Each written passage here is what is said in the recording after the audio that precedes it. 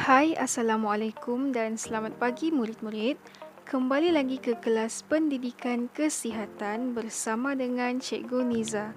Baiklah, pada hari ini kita masih lagi di bawah unit 11 iaitu penjagaan dan keselamatan diri.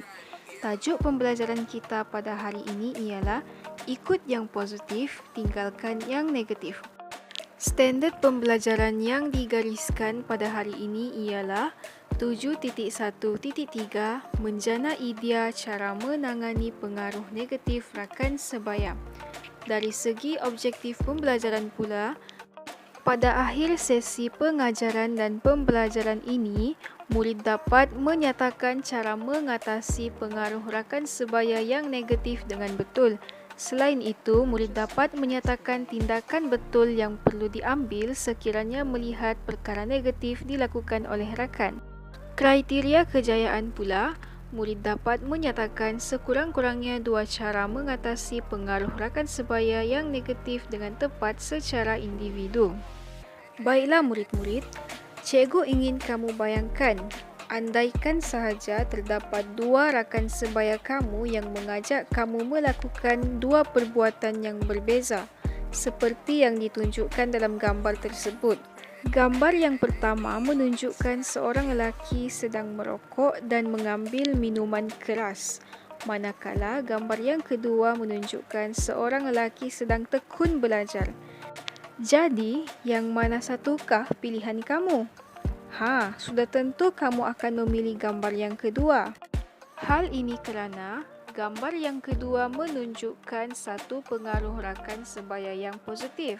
Seperti yang murid-murid tahu, rakan sebaya merupakan golongan yang mempunyai umur yang lebih kurang ataupun sama dengan umur kita.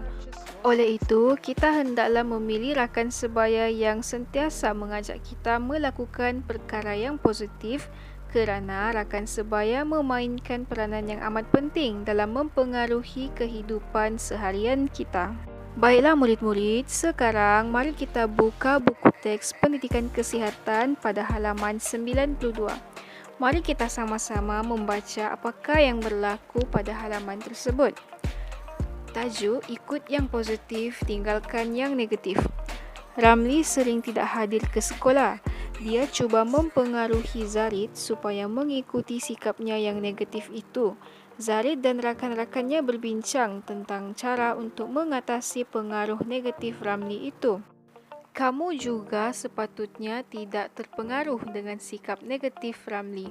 Mari kita baca perbualan antara Zarid dan rakan-rakannya yang lain. Ramli mengajak saya ponteng sekolah.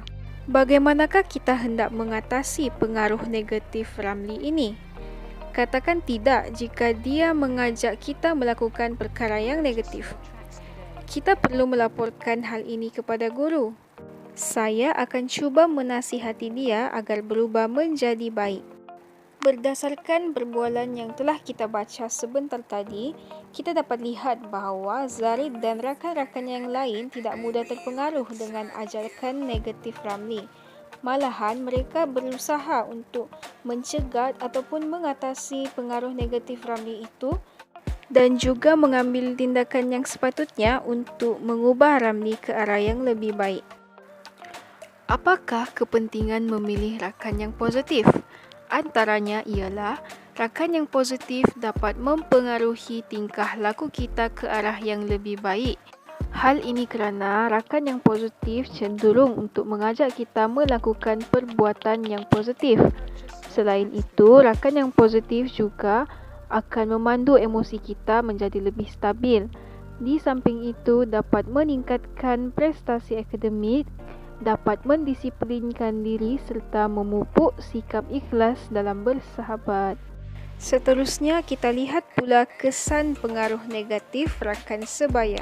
Yang pertama sekali boleh menjejaskan disiplin kita, di mana disiplin diri akan merosot dan beri kesan pada masa akan datang.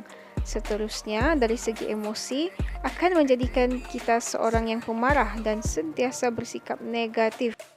Dari segi akademik pula, pencapaian kita mungkin akan merosot apabila terjebak dengan perkara yang tidak baik.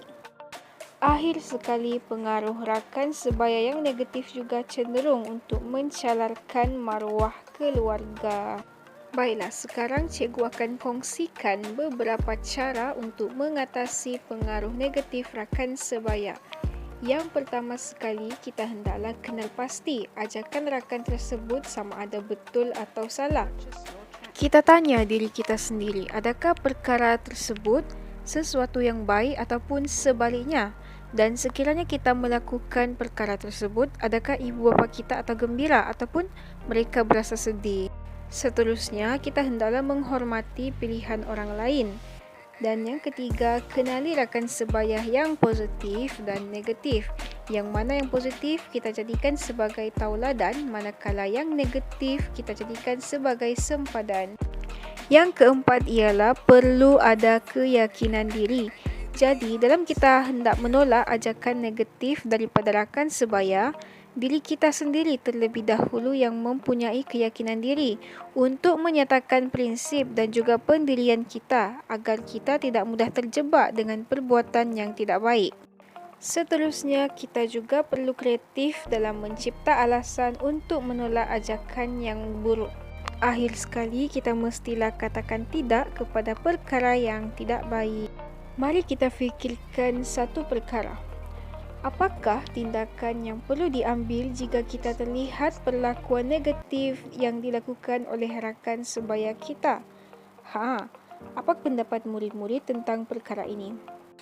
Jadi, tindakan yang perlu diambil sekiranya kita terlihat perlakuan negatif oleh rakan kita, yang pertama sekali laporkan kepada guru.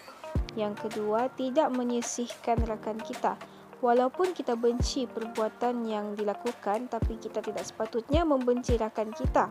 Seterusnya, kita hendaklah menasihati dia dan akhir sekali bimbing rakan kita untuk menjadi lebih baik. Tugasan kamu pada hari ini ialah lengkapkan peta buih berkaitan dengan cara mengatasi pengaruh negatif daripada rakan sebaya. Cikgu akan hantarkan tugasan ini melalui medium Telegram. Jadi murid-murid jangan lupa siapkan tugasan dan hantar kepada cikgu secara personal. Jadi itu sahaja untuk kelas pendidikan kesihatan kita pada hari ini. Sekian dan terima kasih. Bye semua.